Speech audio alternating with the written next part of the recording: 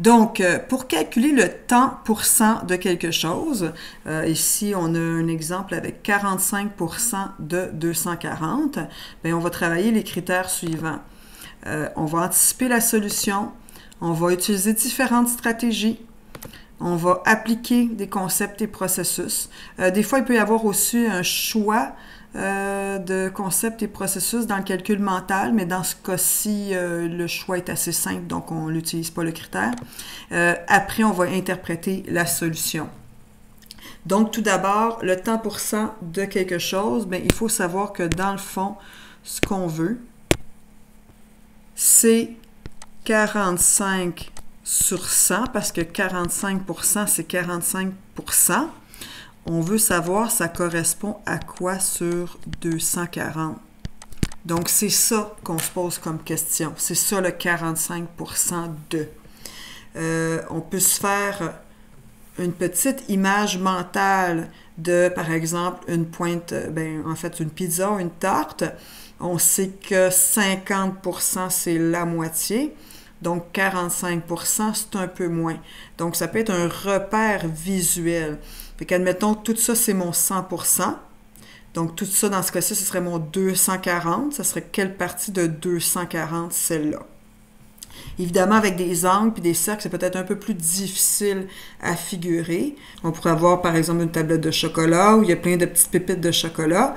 Bien, on sait que pour 100%, ben, le 45 est très proche du 50, donc de la moitié.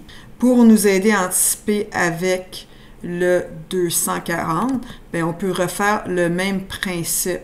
Mais à ce moment-là, nos repères sont 0 et 240. C'est comme si par petit morceau, on avait beaucoup plus de pépites de chocolat. Ce qui nous aide à anticiper que la moitié, c'est 120 et donc on sera un peu moins que 120. Donc, ça va nous permettre de déterminer après si notre solution a du sens. Donc, ce qu'on peut faire, c'est, si on sait que ça, c'est 120, ben, on peut essayer de regarder. Ça peut être une des façons de se dire chaque dixième vaut combien?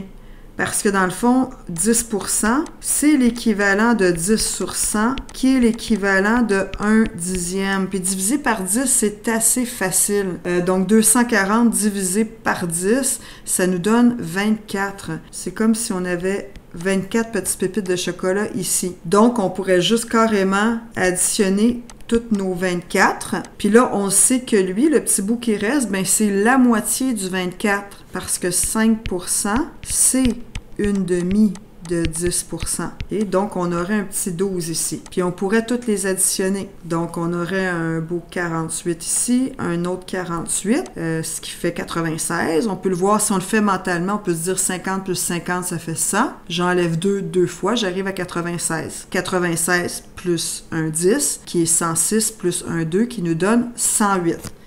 Ou on peut se dire, ben moi, j'ai 120 et je vais enlever cette partie-là, qui est la moitié du 10%. Donc, j'enlève le 12, ben, ce qui revient au même, ce qui revient à 108. On aurait pu le voir aussi comme 20%. On aurait pu prendre des 20%. 20%, c'est un cinquième. Un cinquième, ben, ça peut peut-être être difficile à calculer pour certains, mais on peut le voir qu'un cinquième, ben, c'est 20 sur 100. Puis, je l'ai deux fois mon 100, donc j'aurai un autre 20 sur 100. Puis, j'aurais un 40 qui reste, donc je prendrais le 1 cinquième de 40 qui est 8. Donc, j'aurais 48. Donc, tout ça, c'est l'équivalent de 48. C'est une autre façon de le voir.